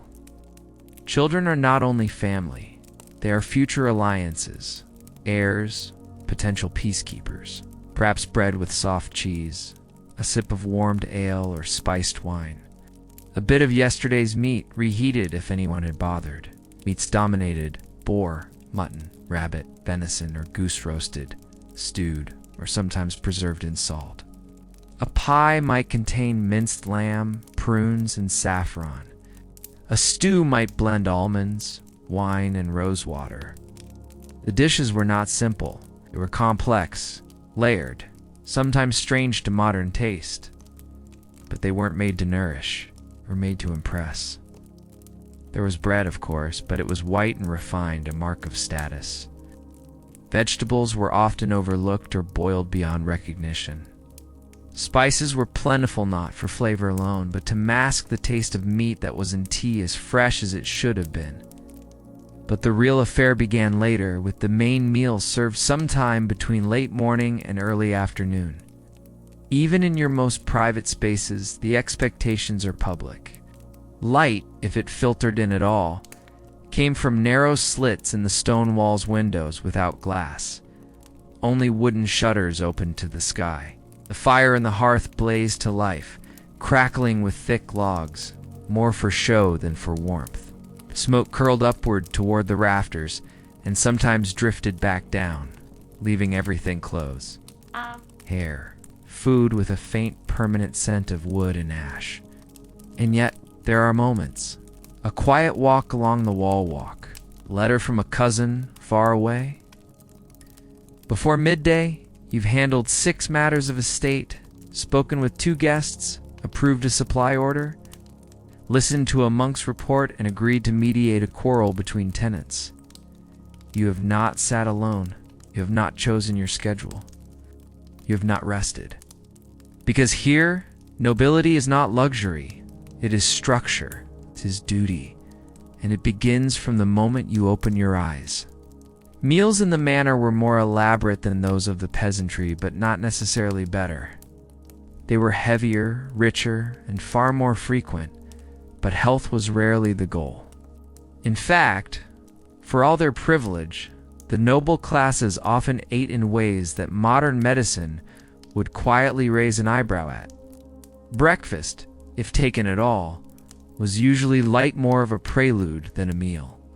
The great hall would be prepared, long wooden tables wiped clean, rushes scattered on the floor to mask odors.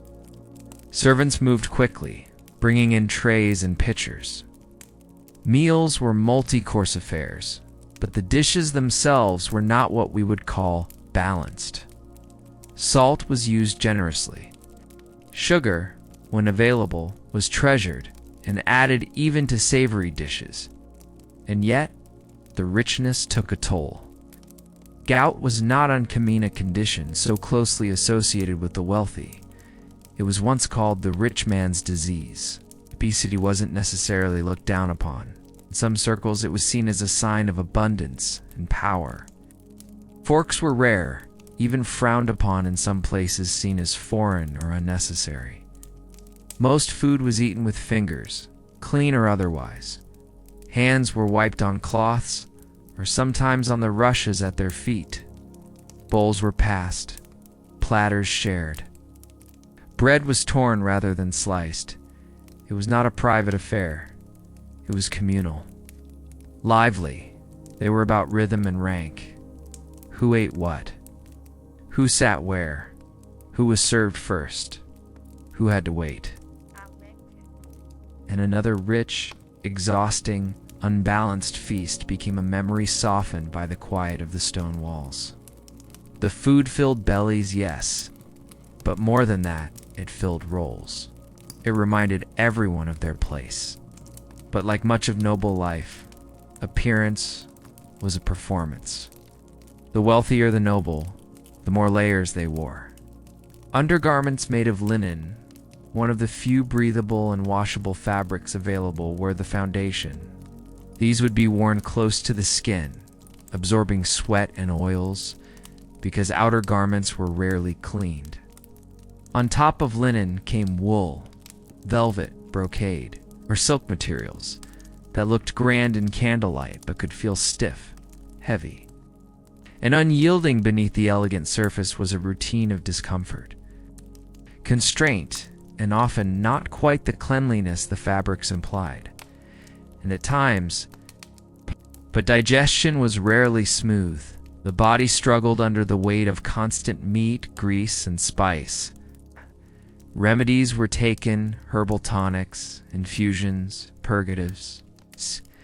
Seating arrangements were precise. Rank dictated where you sat, what you were served, and when. Porridge, stewed beans, rougher bread, less spice. But in many ways it was healthier, more grounded, less indulgent. Less for show and more for sustenance. The higher your station, the more courses you received on, the more elaborate they became.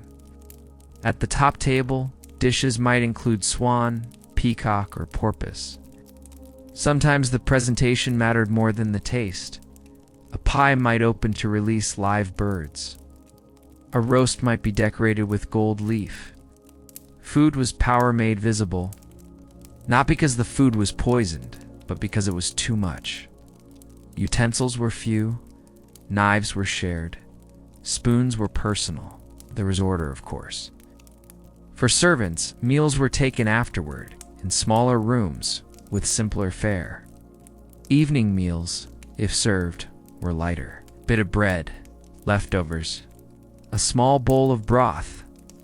Nobles might linger afterward, sipping warmed wine or mead, listening to music, or speaking quietly about the day's events. But the focus was never really the food. It was the ritual, the structure, the way it reinforced status, control, and belonging. In the end, meals in the manor weren't about nourishment.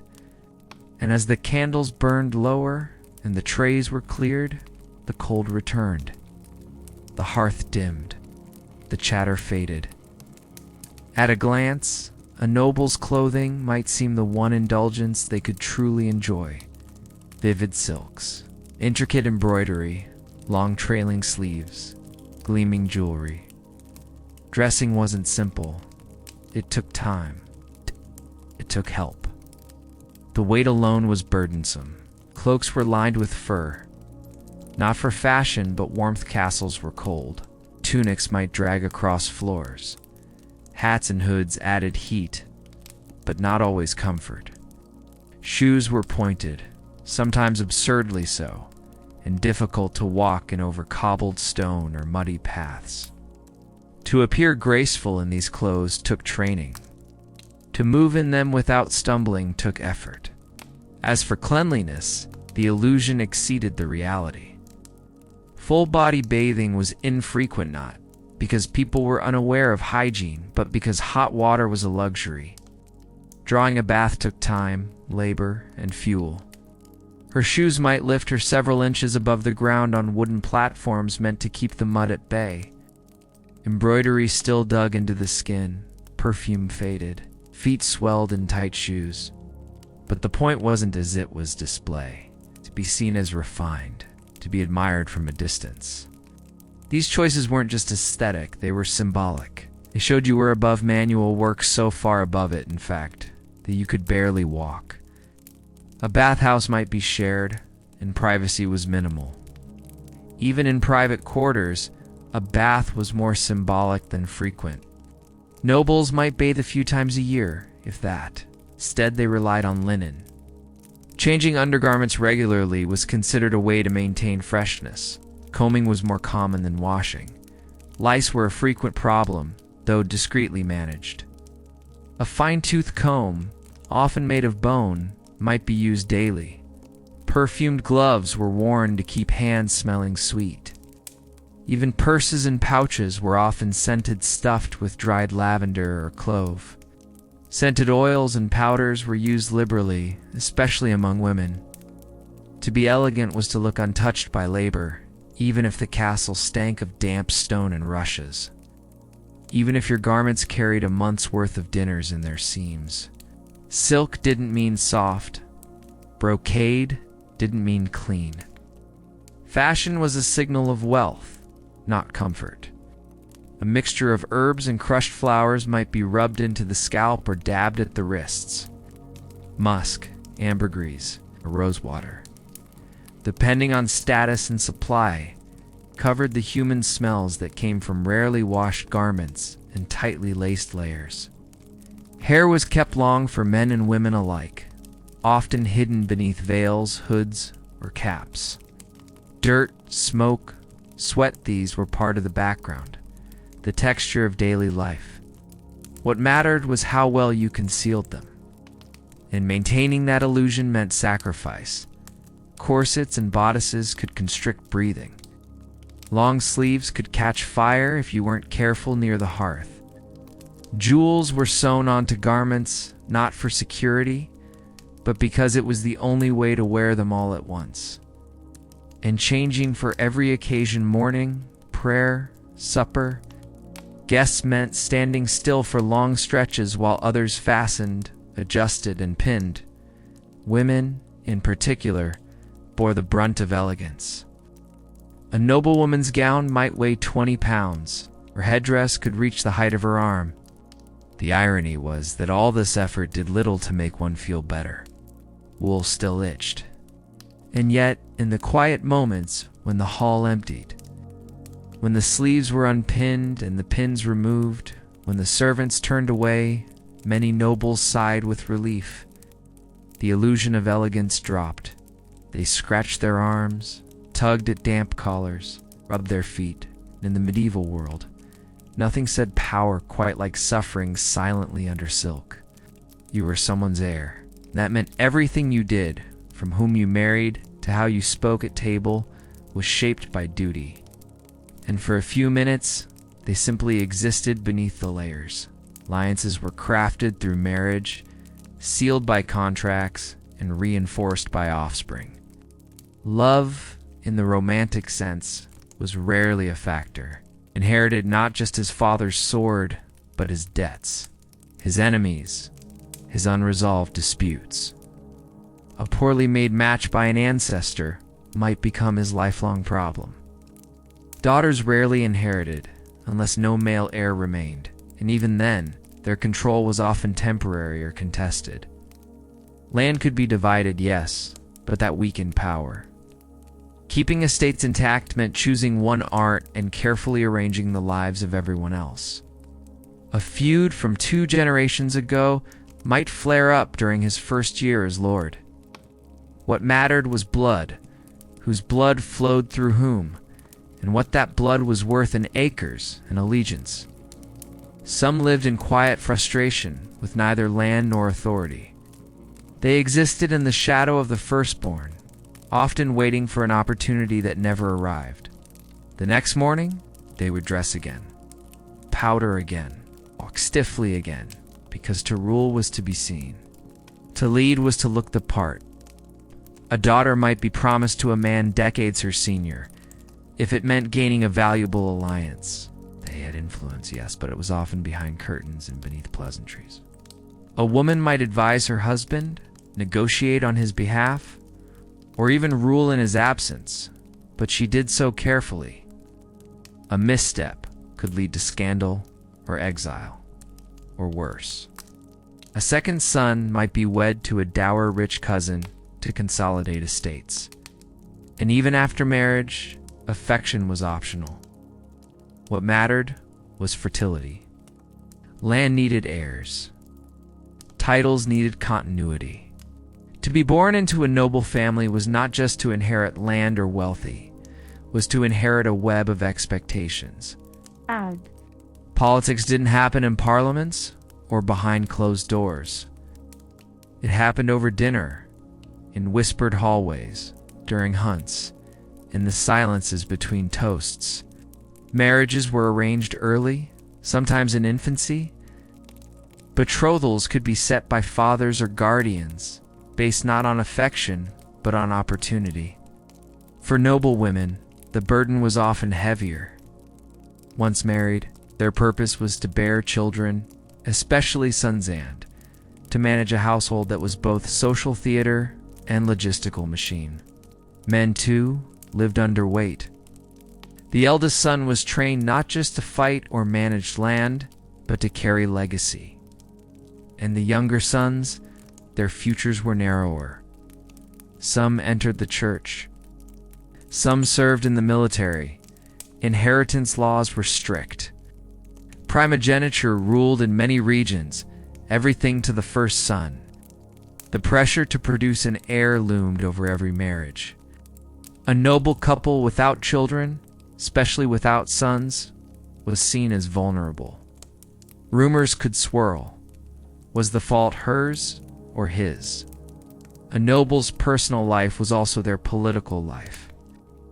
Every child born or not born was a ripple in the pool of influence. Every wedding was a gamble. Every family dinner might include veiled questions about succession, dowries, or territorial claims. Would the estate fall into another family's hands? Would a cousin step forward to claim it? These concerns weren't abstract, they were daily. And so even in moments of quiet treating by candlelight, walking a garden path, watching a child sleep there was the constant hum of obligation. A slow, quiet weight passed from one generation to the next, sometimes of battles that no one at the table had seen. Structured. The steps were known in advance, the roles prescribed. It was a way of displaying refinement, not losing oneself to rhythm. Partners, a visiting bard, might recite tales by memory, slow, rhythmic, and grand. But even stories had boundaries. Nobility enjoyed tales that reinforced their ideals: chivalry, piety, order, a knight facing a moral test. A queen praying for her people, a peasant usually playing the fool. And with it came not only land and title, but the unspoken promise to bear it all in silence. It shifted from duty to diversion, from rulership to ritual. The evening brought with it the only semblance of leisure in a noble's day. But even that, like everything else, came wrapped in expectation. The estate must remain whole. The bloodline must continue. The legacy must be honored. There were exceptions, of course. Love sometimes grew in arranged marriages. Daughter might inherit and rule wisely. A second son might find purpose in scholarship or trade. But these were deviations, not expectations. For most nobles, inheritance was not a gift. It was a burden. It meant your family's name would begin to fade from the records, because to complain was unbecoming, to question was dangerous, and to fail. As night crept in and the shadows grew long against the cold stone walls, the great hall of a medieval manor did not fall silent, not yet. Entertainment was not entertainment in the way we know it. It was often slow, formal, and performative, less for joy than for status, tradition, and structure. Music, for instance, might drift in softly from a small group of minstrels. The lute was common. The harp, if available, even more refined. Occasionally someone would sing, usually not loudly, and never with the looseness of a tavern tune. Lyrics were poetic, often devotional or historical, meant to lift the mind rather than stir the feet. Stories were told too, sometimes of saints, sometimes of kings long gone. Dancing happened, but it was measured. Were chosen carefully. Eyes watched closely. There was grace in the motion, but not abandon. Everything, even leisure, had its place. Games might be played on long wooden boards, chess, for those with patience. Backgammon, for those with coin to wager. These weren't loud affairs, just a low clatter of pieces, murmured thoughts, the occasional knowing glance. Conversation rose in polite currents around the players. About crops, marriages, the latest arrival at court, never too personal, never too still. Bells marked the hours. Candles were lit at dusk. Prayer, whether heartfelt or habit, was an expected part of the night. A priest or chaplain might be present, leading quiet readings from scripture, offering blessings before sleep, or hearing confessions. Many kept small books of ours, illuminated manuscripts with prayers for each day and time, folded cloths, and swept the rushes. The fire dimmed to embers. Outside, the wind pressed against the shutters. Inside, someone might kneel one last time beside their bed, whispering thanks, asking forgiveness, or simply repeating the words they'd said every night since childhood. Even in the stillness of a cold stone hall, the calendar of the church ticked on, louder than the hearth fire, deeper than the music. These were read slowly, with care, often by candlelight in private chambers. Because in a world where so little was certain, land, power, health, loyalty, the rhythms of entertainment and faith offered something enduring. Not freedom, but structure. Structure was enough. Something to return to. Something to mark the slow passing of time. Devotion gave structure, purpose, and a sense of moral clarity in a world of endless negotiation and inherited burden. Even the most cynical lords rarely neglected these rituals. Faith was not only belief, was insurance, shield against death, disease, and political misstep. And then, as the evening waned, attention would turn toward the soul. A carved crucifix above the hearth. A woven tapestry showing a saint's martyrdom, a relic perhaps, sealed in a chest and visited on holy days. These were not decorations. They were reminders of humility, mortality, and the divine right that supposedly held the whole world in order. A noble's life was deeply tied to spiritual rhythm. In the hall, religious art and symbols were never far. For noble women especially, spiritual life offered one of the few socially acceptable outlets for deeper reflection. But spiritual life also lived in the collective. Mass on Sundays, fasting before feasts, processions on saints' days. As the hall quieted, people began to drift away, some to the chapel, others to bedchambers. Servants cleared platters, and then the hall was empty. But even in that silence, the day's rituals lingered, songs half sung, games half finished, prayers half felt. Not joy. The fire has long since dimmed in the great hall. The rushes on the floor are quiet now. Outside, the same sky that watched over castles and cottages still hangs above you in. Changed, though the world below it has shifted beyond imagining. Tonight, you've walked the muddy fields with the weary, sat at the long tables of stone halls, listened to herbal whispers in candle-lit corners. You felt the cold creep through tapestries, the scratch of wool against skin, the weight of names carried through blood alone. No servant will wake you. No steward will bring a list of demands before the sun. No oath ties you to a parcel of land. No birthright weighs upon your shoulders. And no cold stone floor waits for your bare feet. You've seen what it meant to survive not in glory but in rhythm, slipping gently behind the curtain of sleep, not in fame but in repetition, and for most, not in comfort, but in structure. Now you lie in your own bed that doesn't creak beneath straw, a room with walls that keep out the wind. You don't need to warm water by firelight or wear the same tunic for 7 days. You don't need to guess if your bread will rise or if the harvest will fail. You don't have to marry for land or pray for survival. You are here now. Out of the past, for all its lessons, cannot follow you home. The echoes of the medieval world grow faint, not because they weren't loud in their time, but because history, like everything, softens with distance.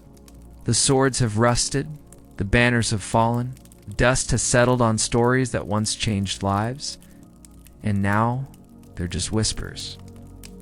Let the footsteps fade, the peasants, the nobles, the runners, the rebels, they've all gone quiet now, so breathe slowly.